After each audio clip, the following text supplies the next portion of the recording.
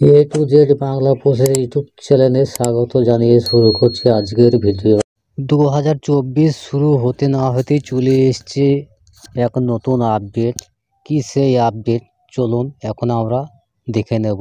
সেই আপডেটটা হলো নিউ ই-শ্রম কার্ড আবেদন করলেই মিলবে মাসে 3000 টাকা। এই তিনটি নথি থাকলেই আবেদন করুন। এখানে বলা হয়েছে দেশের বেকার এবং অসহায় শ্রমিকদের জন্য কেন্দ্র সরকার চালু করেছে ই-শ্রম কার্ড। ই-শ্রম কার্ড ভারতের বিভিন্ন অংশগঠিত ক্ষেত্রে প্রায় 40 কোটির বেশি মানুষ কাজ করেন। দৈনিক পারিশ্রমিকের বিনিময়ে কাজ করা এই মানুষরা একদিন কাজে উপস্থিত থাকলে পরিবারের মুখে অন্ন জোগাতে হিমশিম খেতে হতো।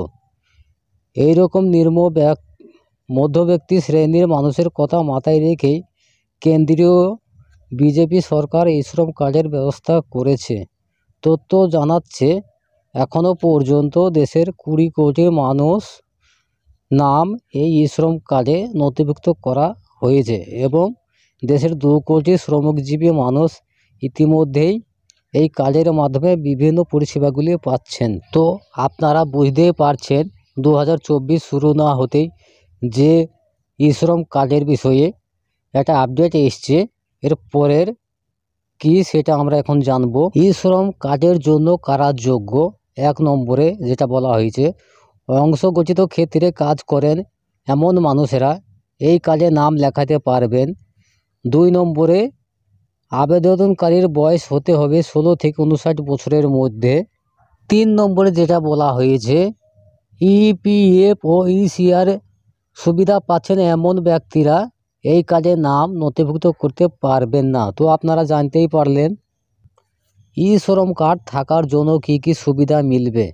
এই কার্ডের ফলে অংশগঠিত ক্ষেত্রে কাজ করা কর্মীরা 60 বছর বয়সের পর প্রতি মাসে 3000 টাকা করে পেনশন পেতে পারেন। এছাড়াও যদি কর্মরত অবস্থায় কোনো অ্যাক্সিডেন্ট হবার জন্য ব্যক্তিটির অঙ্গহানি হয় বা পঙ্গু হয়ে যান, সেক্ষেত্রে তার পরিবারকে 1 লক্ষ টাকার আর্থিক অনুদান দেওয়ার হতে পারে। এবং ই-শ্রম কার্ডে নাম নথিভুক্ত থাকা ব্যক্তিটি যদি হঠাৎ মারা যান তবে তার পরিবার সরকারের তরফ থেকে 2 লক্ষ টাকার আর্থিক বিমার সাহায্য পাবে। তো আপনারা বুঝতেই পারছেন যেখানে কি উল্লেখ করা রয়েছে। এর পরের ধাপ আমরা দেখে নেব। ই-শ্রম কার্ডের জন্য আবেদন জানাবেন কিভাবে? অনলাইনের মাধ্যমে সম্পূর্ণ বাড়িতে বসেই এখানে আবেদন করা যাবে। এর জন্য ই-শ্রম পোর্টালে গিয়ে নিজের সমস্ত তথ্য দিয়ে ফর্ম ফিল আপ করে গুরুত্বপূর্ণ ডকুমেন্টসগুলি জমা দিয়ে আপলোড করতে হবে। তাহলেই আপনি এই কার্ডের সুবিধা উপভোগ করতে পারবেন। ই-শ্রম কার্ডের জন্য প্রয়োজনীয় নথি। এখানে আবেদন জানানোর জন্য নিচের ডকুমেন্টগুলি লাগবে। 1 নম্বরে বলা হয়েছে আবেদনকারী ব্যক্তির আধার কার্ড। 2 নম্বরে বলা হয়েছে আবেদনকারীর নিজস্ব নামে থাকা ব্যাংক অ্যাকাউন্টের কপি।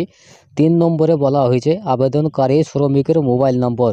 তো আপনারা বুঝতেই পারলেন যে নতুন আপডেটটা এসেছে ই-শ্রম কার্ডের বিষয়ে, সেটা অলরেডি কেন্দ্র সরকারের তরফ থেকে এসেছে। তো আপনারা আবেদন করলে প্রতি মাসে 3000 টাকা পর্যন্ত পেতে পারেন। তো আমি আপনাদের সামনে শেয়ার করলাম আজকের নতুন ই-শ্রম কার্ডের বিষয়ের একটা আপডেট। তো আমার এই ভিডিও যদি আপনাদের ভালো লাগে তাহলে কমেন্ট অপশানে অবশ্যই জানাবেন আর ভিডিওতে একটা লাইক করবেন। অবশ্যই সাবস্ক্রাইব করে পাশে থাকা বেল আইকনটা অন করে রাখবেন। আর আপনারা যদি কিভাবে ই-শ্রম কার্ড অনলাইনের মাধ্যমে আবেদন করবেন তার বিষয়ে যদি জানতে চান তাহলে ভিডিওর কমেন্ট বক্সে অবশ্যই কমেন্ট করে জানাবেন। তো ভিডিওটা আজকের মতো এখানেই শেষ করছি। ধন্যবাদ।